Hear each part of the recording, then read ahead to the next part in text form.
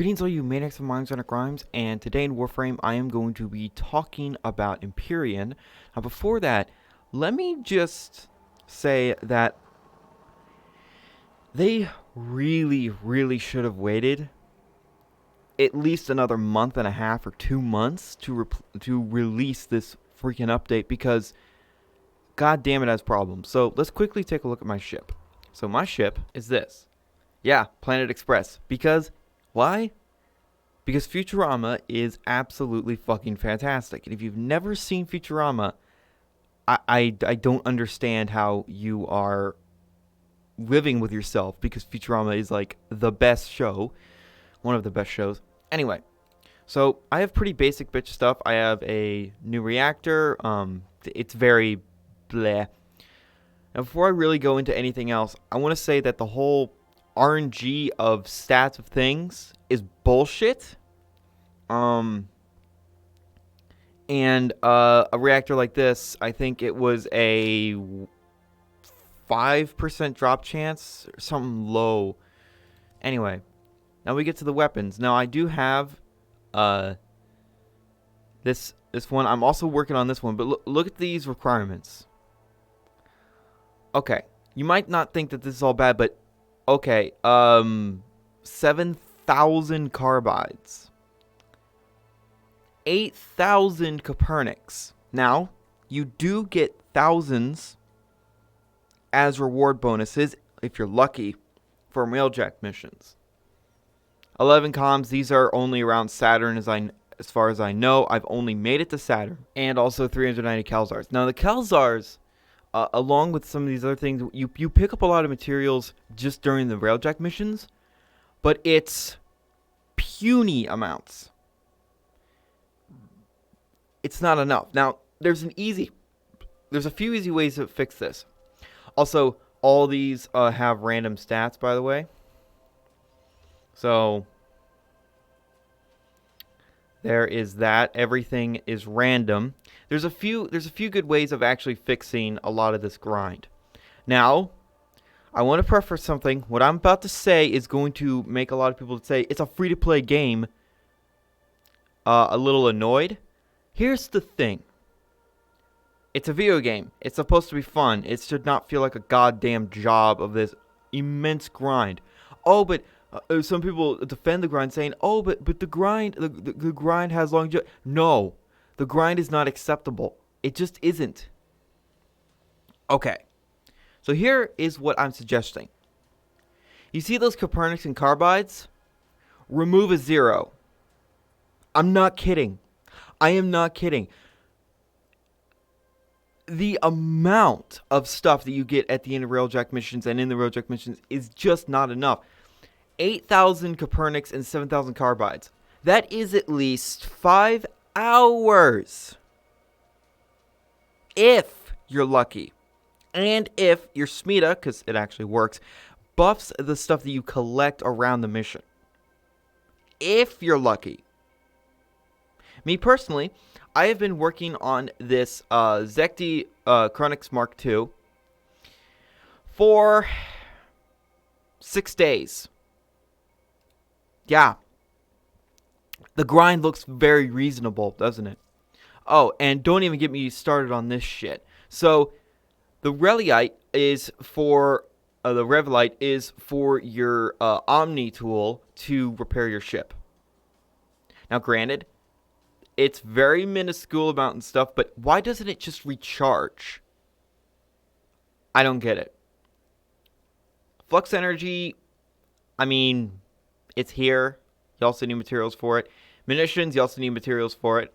And the dome charge, you need materials for it. Remove all this. Remove materials for all of this and just give us unlimited.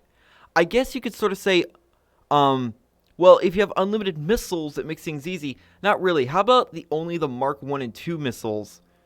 The Techno missiles, the simple ones are unlimited, but everything else you need materials to make. Then make a little bit more sense, because it's like, okay, I can either spend some more materials to get more powerful missiles, or have unlimited missiles just for, just in case if I need them.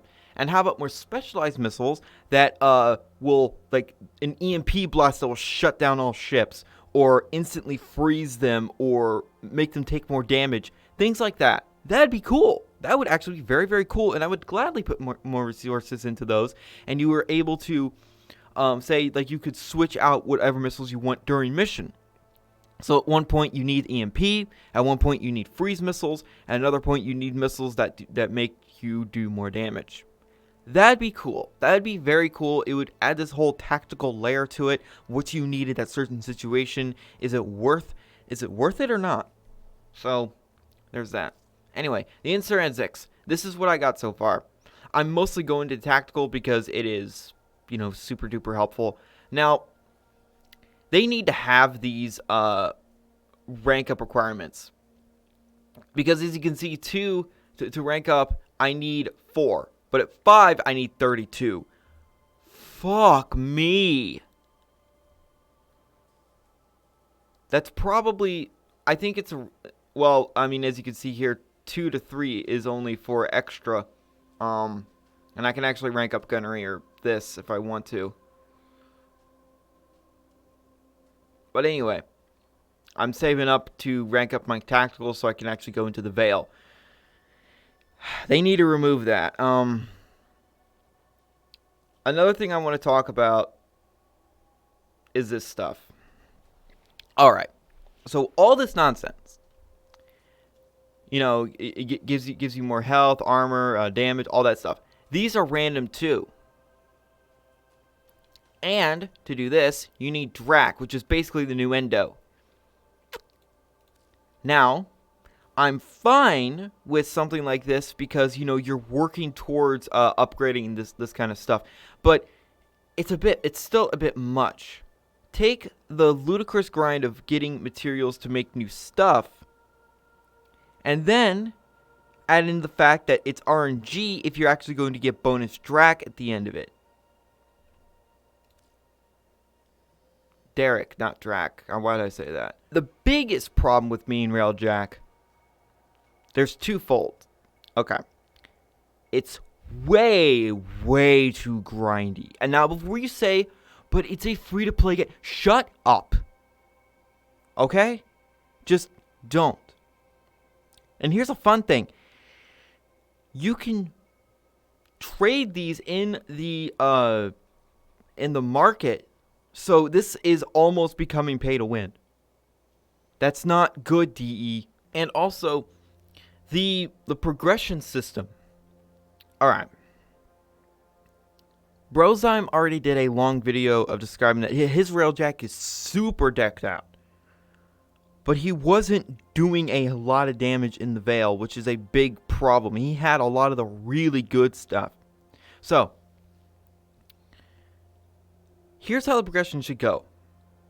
Your Mark 1 gear should be more than enough to take down anything on Earth. And then when you're going through Earth, you're upgrading some of your stuff, and then you move on to Saturn. Your Mark 1 stuff should still be able to handle Saturn, just with a bit more skill involved and slightly more risk. The RNG should be completely negated or nerfed to high hell. I'm fine if there's like legendary parts that are kind of hard to get your hands on that are stupid good. I'm fine with that because I'm used to games like Borderlands. Like a weapon that you really want, you're probably not going to get your hands on for a while, but once you get it, it's like, yes, finally. And then it actually feels like an upgrade. It should be like that. So, my thoughts on the Railjack combat. There's not enough mission types. There really isn't. Sometimes on Saturn, most of the time actually that I've found, you will go into a like little Grineer station and ruin it and literally just destroy the reactor, which I'm fine with. But what they could add is that Cephalon Psi is like, oh, wait a minute, Tenno, maybe we should stay a little bit because there's like caches in here with gear for your Railjack, or stuff for your Railjack, be it materials or just straight up weapons, weapon parts, reactor parts that you can, like you get 3 reactor parts, you put it together and you get your reactor. Also, there is, all right. while I'm talking about parts, there is something despicable. Over here, there would be, if I actually had any, or the plat to do it, I saw it on Brozyme's video. You can pay plat to negate all of this. I know everyone is slapping their forehead thinking, what the fuck? Yeah, I know. It's so bad. But anyway, back to what I was talking about. It's like Cephalon Side, the new Cephalon, who I actually don't mind, but I wish he had more lines, is like, oh, Tenno, before we wreck this place, there's caches. Let's go find them. Say like 3 or 4 caches. Let's go find them. And in them has a like really high chance of giving you not only a fuck ton of materials if they don't nerf the material amount, and a like, say like a few bits of a reactor that you can put back together with minimal materials. Say you need like, I don't know, a few hundred carbides, a few hundred Copernics, and maybe a touch of the new Endo stuff. I'm just going to call it new Endo, not Dirac, whatever. All that stuff, or just some titanium or whatever. That'd be cool as fuck. Because then it's like, okay, did a thing spawn in? It did. Alright. Let's see if there are some caches in there. And if there are, it's like, finally, I can actually get some really powerful materials and stuff. Real powerful stuff. That'd be good. That'd be very, very good. As for new mission stuff, I wouldn't mind seeing a sort of version of like mobile defense or survival or I don't know, just some stuff to spice things up. Void Fissures in Railjack would be fun. Let me just say that. Imagine Void Fissures. You're fighting like in a void storm and things are randomly being corrupted. And random corrupted enemies spawn on your Railjack. I know that sounds like hell, but it would be very interesting if it's done right. Maybe where there's also like Greener Galleons you can go in. They showed this off in some of the dev streams. Greener Galleons, where you go into them, and it's just like floor after floor after floor of harder and harder and harder enemies until you find like a captain, kill him, get a really rare part. Depending on how high level enemies there are, scaling rewards, and all that good stuff. The progression system in this is the biggest problem in my mind. Not just the RNG, but also the way you progress. Because the RNG progression is just horrible. It's horrible. You should feel tangibly stronger with each bit you get, but you kind of don't. You only really feel stronger once you have like Mark III stuff. I've been on Railjacked with Mark III equipment. It is intense how powerful the Railjack can actually get if you spend about, I'm not kidding, 30, 40 hours grinding away. I know Warframe is a grindy game. I've known that since the start. I've known that. And I'm not going to stop thinking that it's not a grindy game, because it is. But for the love of God, DE, grind is not what players want. What they want, and what I want, is fun, renewable content. Fun content that it not only works properly. Railjack should not have been out this early. It should have at least come out in like February of 2020. It needed more time. Fun content that is rewarding. But other than Disruption, there really isn't anything like that. Disruption is like the first game mode that is actually somewhat rewarding, especially if you do Void Fissure Disruption.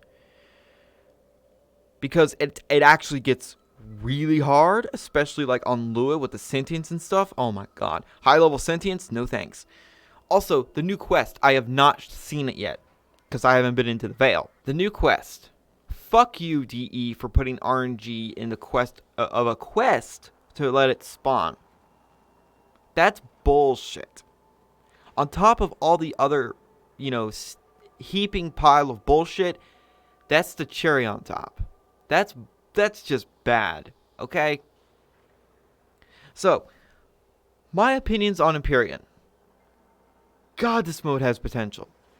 Once all the bugs are worked out, and there's still a lot of them, and the RNG is severely reduced, and, the progression system actually feels good, and once they also make sure that all Arcwings don't die instantly, because they're talking about nerfing the Amisha, but the Amisha is the only Arcwing that's worth using. I've been using my Odata, not the Itzel, because, of course, the Itzel is the Itzel, and it's literally paper. I mean, every single Arcwing, unless it's the Amisha, is paper.